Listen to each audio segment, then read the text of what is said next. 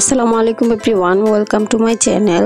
আজকে আমি আপনাদের সঙ্গে শেয়ার করব ঠিক বাজারের ম্যাঙ্গো ফ্রুটিকা এরকম একটা সেম রেসিপি, একদমই স্বাদ সেরকমই হবে।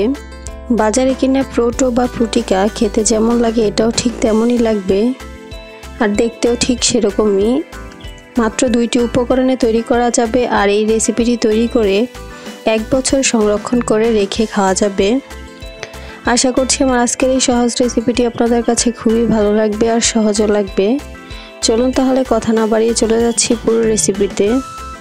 ম্যাঙ্গো ফ্রুটিকা তৈরি করার জন্য আমি এখানে নিয়েছি 1 কেজি আম। আমি এখানে বাজারে কেনা রূপালি আমটা যে পাওয়া যায় সেটাই নিয়েছি। এই আমগুলো বেশ মিষ্টি থাকে, আপনারা চাইলে এখানে যে কোনো মিষ্টি আমি নিতে পারেন। আমি এখানে আমগুলোকে খুব ভালোভাবে পরিষ্কার করে পানি দিয়ে 2-3 বার ধুয়ে নিচ্ছি।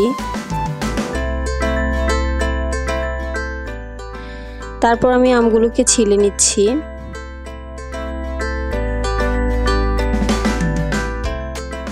আমগুলোকে ছিলে নিয়ে আমি যে পাত্রের মধ্যে আমটাকে সিদ্ধ করব সেই পাত্রের মধ্যে নিয়ে নিচ্ছি সরাসরি। আমার এখানে সবগুলো আম ছিলা হয়ে গেছে। এখন আমি আমগুলোকে হাত দিয়ে খুব ভালোভাবে কচলে আমের আটিটাকে সরিয়ে নিব। আমি সবগুলো আম খুব ভালোভাবে আটি থেকে আলাদা করে নিয়েছি। এবার আমি আমের আটিগুলোকে ফেলে দিব। এবার আমি আমগুলোকে সিদ্ধ করে নিব। তার জন্য চুলায় আমি প্যানটাকে বসিয়ে দিচ্ছি, আর এর মধ্যে দিয়ে দিচ্ছি 2 কাপ পরিমাণ পানি। এই ফ্রুটিকা তৈরি করার সময় যদি কাঁচা আম দেওয়া যায় তাহলে কিন্তু আরও অনেক বেশি ভালো হয়, তবে এখন তো কাঁচা আমের সময় না, তাই আমি শুধু পাকা আম দিয়ে তৈরি করছি। এবার আমি চুলার মিডিয়াম আছে আমগুলোকে সেদ্ধ করে নিব। যেহেতু আমগুলো পাকা, এগুলো সেদ্ধ হতে খুব বেশি একটা সময় লাগবে না, শুধুমাত্র কয়েকটা বলক চলে আসলেই হবে।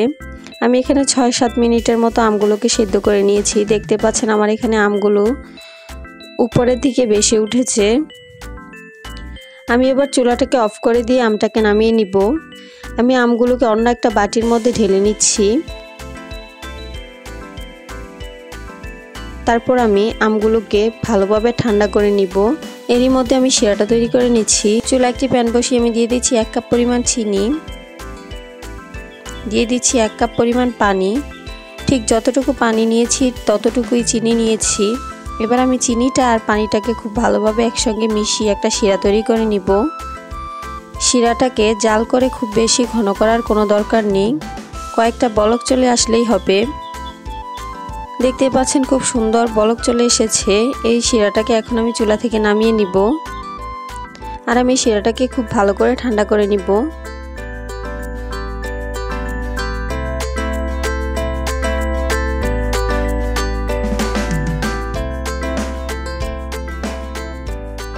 আর এই আমটাকে আপনারা এই অবস্থাতেই ডিপ ফ্রিজে সংরক্ষণ করে রাখতে পারবেন 1 বছর। তারপর এভাবে শিরা তৈরি করে শুধু শিরার সঙ্গে পিউরিটাকে মিশিয়ে নিলেই তৈরি হয়ে যাবে ফ্রুটিকা।